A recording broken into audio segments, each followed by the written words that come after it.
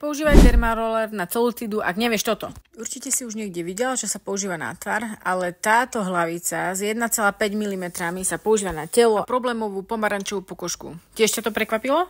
Microneedling funguje na princípe jemných vpichov, ktoré stimulujú tvorbu kolagénu a elastínu. Môžeš ho používať vo všetkých smeroch, maximálne 1-krát týždenne. Môžeš ho používať na stehná, zadok alebo boky. Všade tam, kde chceš spevniť pokožku. Tlak nech je striedny, nemá to bolieť, ale cítiť, ako to pracuje. Po použití na ne sérum alebo olej, pokožka je pripravená lepšie strebať účinné látky.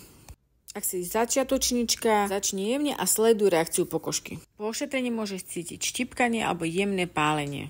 Ak však cítiš silné podráždenie, znamená, že si tlačila príliš. Nechod na to silo, ale iba jemne roluj po pokožke.